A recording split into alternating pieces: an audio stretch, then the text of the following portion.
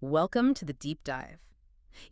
Today's exploration, it started from something really everyday, actually. I was thinking about a friend, let's call him James, making this amazing chicken curry after visiting someone.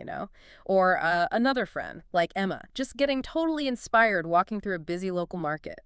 These moments, they often spark some pretty interesting thoughts, don't they? Oh, absolutely. And I think the real beauty of a deep dive like this one is finding that practical knowledge, stuff you can actually use, hidden in these common experiences. So our mission for you today really is to give you the essential language and maybe a bit more understanding for something we all do, Grocery shopping. getting through the grocery store. Exactly. Doing it with confidence. And the source material we're digging into, it's this fantastic, very hands-on guide. It's designed for, the real world. We're just here to pull out the most useful bits for you, maybe some things people overlook. Yeah, that was the aha moment for me, too. Realizing how much useful stuff, like communication strategy, is packed into just going to the store. It's not just grabbing milk and bread, is it? Not at all. It's this whole space for clear communication, being confident, maybe even like culturally aware. Precisely. So the question then becomes, how do we get you feeling not just okay, but really effective in that setting? Mm. So we're going to kind of dissect some key vocabulary. We'll look at essential phrases through, realistic Yeah. situations, scenarios, and maybe even touch on things like tone, intonation, the subtle stuff. Really, this deep dive, it's about making sure you feel informed and capable in those everyday interactions that can sometimes, feel a bit awkward. Okay, so let's picture it. You're in the store, you need something. How do you actually start that conversation? Our source points to two really solid phrases to begin with. Do you have? Mhm. Or I'm looking for. Simple, yeah, direct. And they work for almost anything. But it's more than just the words themselves, isn't it? It's the intention. Exactly. And to make those phrases work, you need to know what you're asking for. We're talking Yeah. vocabulary, your grocery store toolkit, essentially. Yeah. So beyond the obvious things like apples or tomatoes, which, okay, most people know, Mm. the source highlights common things that maybe trip people up sometimes, like asking for a bottle of milk or knowing rice, sugar, staples. And it's not just the items, it's the place itself. Understanding the word aisle, those long rows. Oh, yeah, crucial. Crucial for finding anything efficiently. Mhm. And for fruit and veg, knowing fresh or ripe, that's not just description, it's about quality, right? Definitely getting what you actually want. And quantities. Hmm. Knowing kilo or half kilo, it sounds basic, but it avoids that ambiguity. You get exactly what you need. Right, right. It's about weaving these words into a real conversation that flows. And the source has this brilliant little role play example. Really brings it to life. So imagine Emma, our shopper, talking to a vendor. It's not just memorizing lines, it's seeing it in action. The vendor starts, friendly. Good morning, miss. What would you like today? And Emma jumps right in. Hi, I need 1 kilo of apples, please. The vendor says, here you go. They are very sweet today. See, it's polite but direct, too. Then she asks, and do you have fresh tomatoes? Vendor, yes. How many do you need?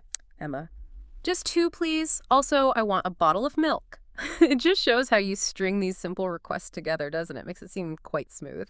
It really does break down that practical flow. Then the vendor asks, all right, anything else? And this is where the navigation part comes in, which the source really nails. Emma asks, yes, where is the rice? She knows what she needs, and the vendor's answer is super efficient. It's in aisle 3, near the sugar and tea. Clear directions. And Emma just says, thank you, I'll go check. And that exchange, it just perfectly shows how those core phrases, that vocabulary, plus knowing about aisles and locations, it builds confidence. Yeah, and a key insight from our source, I think, is not just what you say, but how the structure of these simple phrases lets you adapt, like, I'm looking for. Yeah. Isn't just for rice. It's a flexible way to state any need, really, confidently, in English.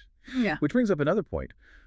What about specific things like prices or asking for help when you're just stuck? Good point. The source gives little scenes for that, too, very concise. In one, a shopper asks, how much is the juice? Vendor? It's $2.50. Shopper. Okay, can I pay with my card? Vendor? Sure. Boom. Price check. Payment method. Covered. Simple and effective. And if you are feeling lost, which, let's be honest, happens to everyone in a new store sometimes, Oh, absolutely. is another useful bit. You use that polite opener. Excuse me, where can I find the eggs? And the vendor points you. Aisle 2, next to the yogurt. It's small, but it's so useful for pinpointing things, right? Yeah. Exactly. Next to near. Those little prepositions make a big difference. They avoid confusion. Stops you wandering up and down the same aisle 5 times. Totally. And, a really compelling point the source makes, perhaps implicitly, is how all these small language pieces fit together. They form this comprehensive shopping experience. So to really round out your toolkit from this deep dive, we have a few more critical phrases we've touched on. How much is this?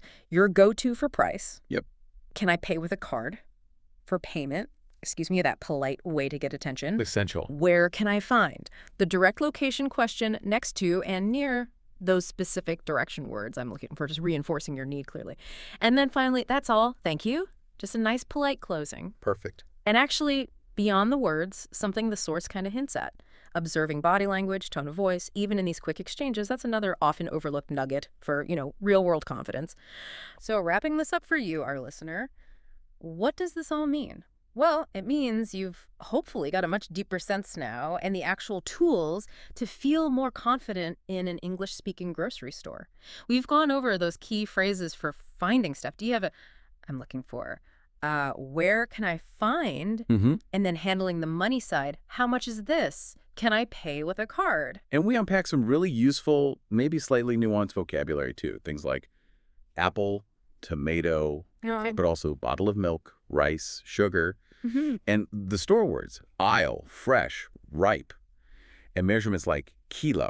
Yeah, and remembering those specific examples helps, I think, finding the rice in aisle 3 near the sugar and tea. Right, or the eggs, aisle 2 next to the yogurt. It makes it concrete. These aren't just abstract words. They're tools for getting things done clearly. So this isn't just, trivia. It's really practical knowledge, stuff you can use next time you're shopping. It can genuinely turn what might feel like a chore or even a bit stressful into a smooth, confident interaction. Absolutely. And we really hope you'll try to apply some of this. Maybe just say the phrases out loud, or even, do a quick role play with someone. Because knowledge is great, but it's most valuable when you actually understand it and can use it. That critical thinking helps you adapt to whatever real-world situation pops up. And this is really just scratching the surface, isn't it? These skills, talking clearly, asking questions politely, they go way beyond the grocery store. Imagine using this kind of approach when you're exploring a new place, asking for directions, or maybe even, well, let's just hint at our next deep dive. It comes directly from the same fantastic source, and it builds right on this. We'll be tackling how to order food in a restaurant. That's right. So practice really does help. Every little bit you do, trying out these phrases, thinking about communication, it all adds up. It makes you feel more informed, more capable in just, daily life.